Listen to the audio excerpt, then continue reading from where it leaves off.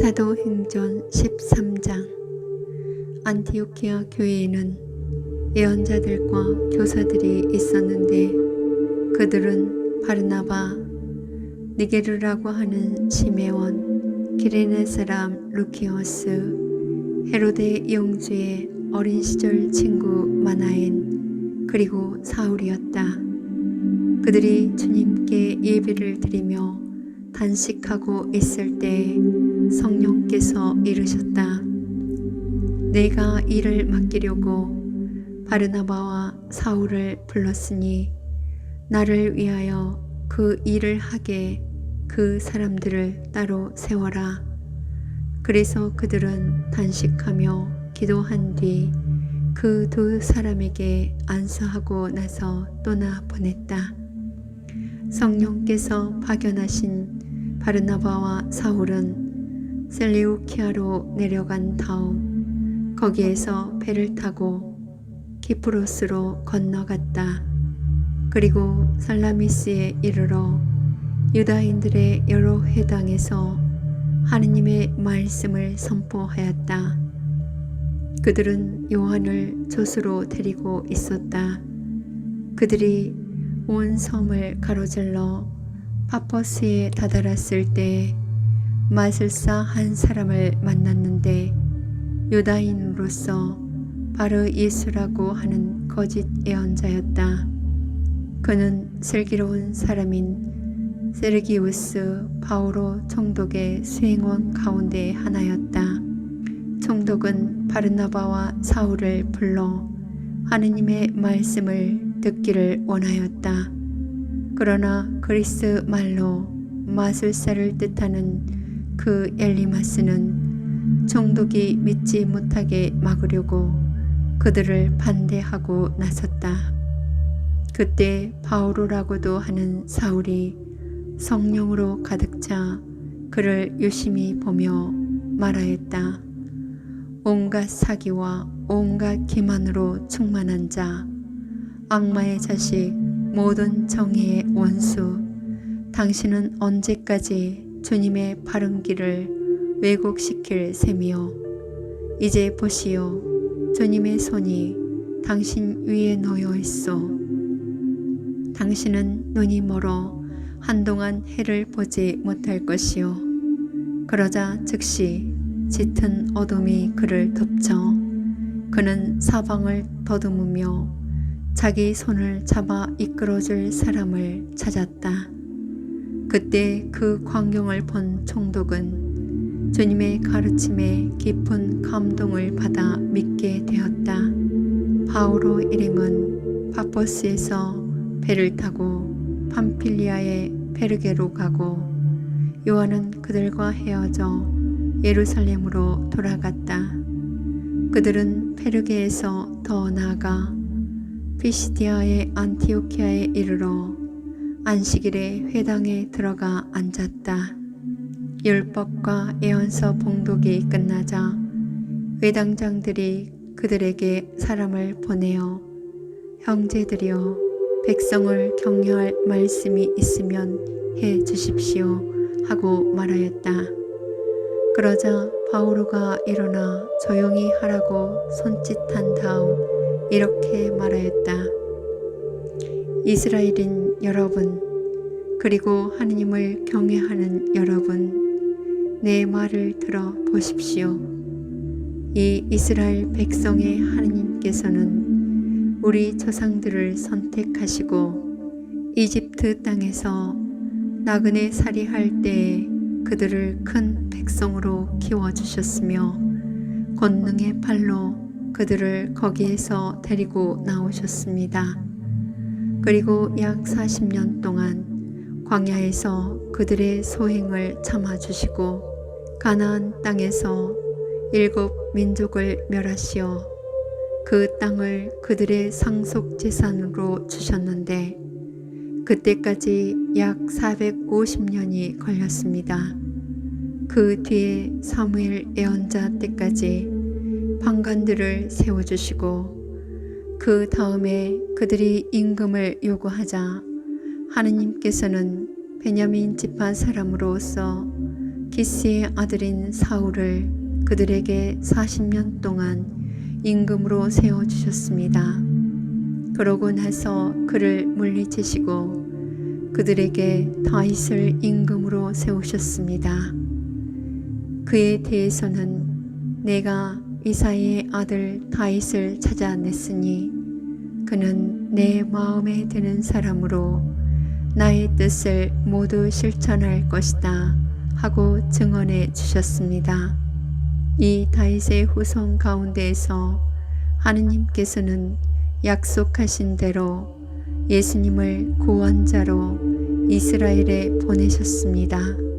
이분께서 오시기 전에 요한이 이스라엘 온 백성에게 회개의 세례를 미리 선포하였습니다.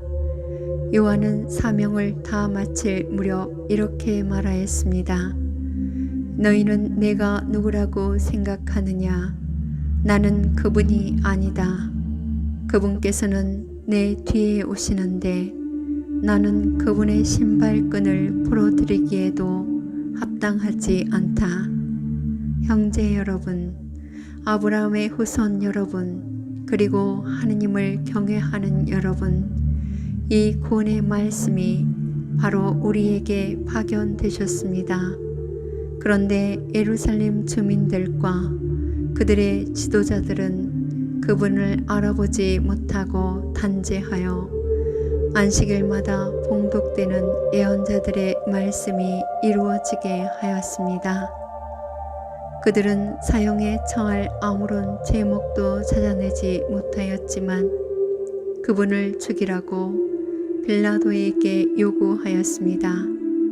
그리하여 그분에 관하여 성경에 기록된 모든 것을 그들이 그렇게 다 이행한 뒤 사람들은 그분을 나무에서 내려 무덤에 모셨습니다.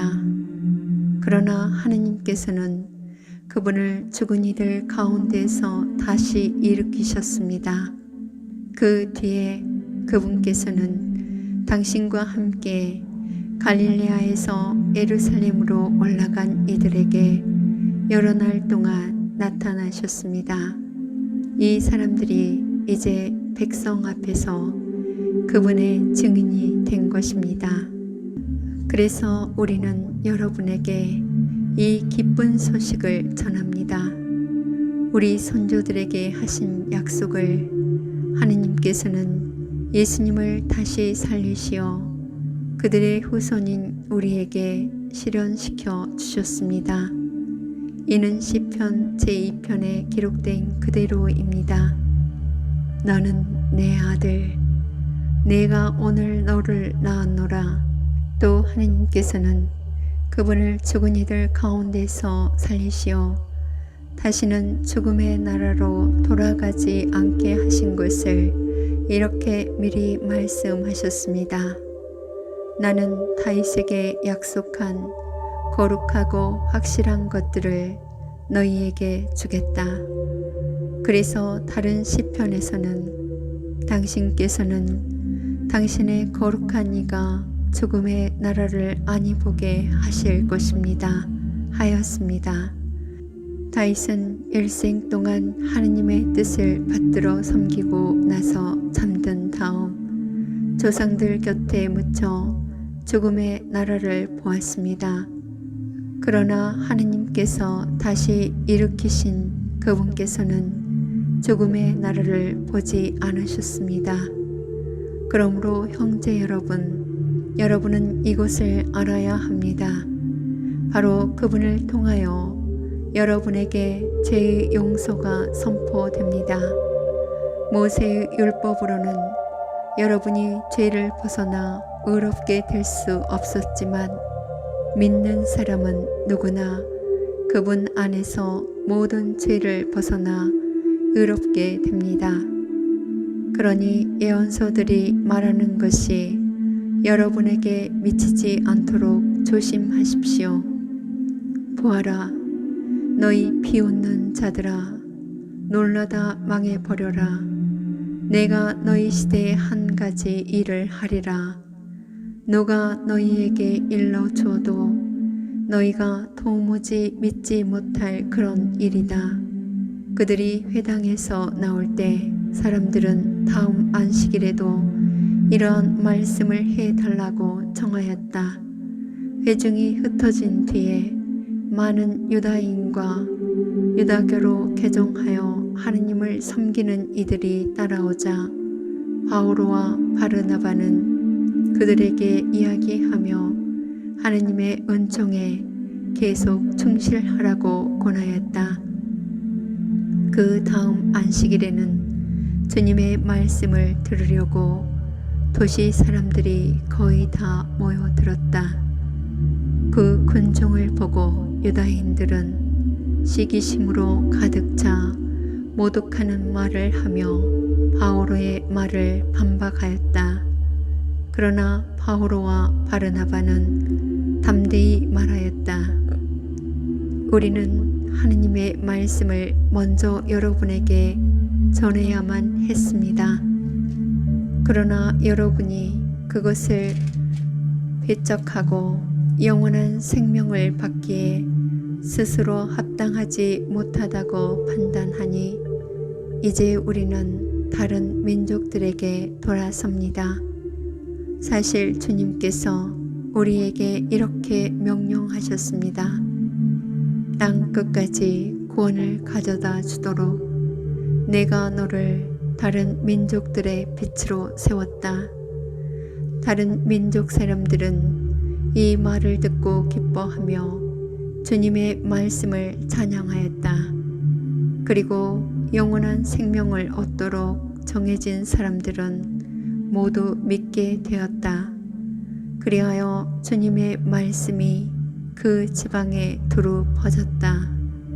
그러나 유다인들은 하느님을 섬기는 기브인들과 그 도시의 유지들을 선동하여 바오로와 바르나바를 박해하게 만들고 그 지방에서 그들을 내쫓았다. 그들은 발의 먼지를 털어버리고 나서 이코니온으로 갔다. 제자들은 기쁨과 성령으로 가득 차 있었다.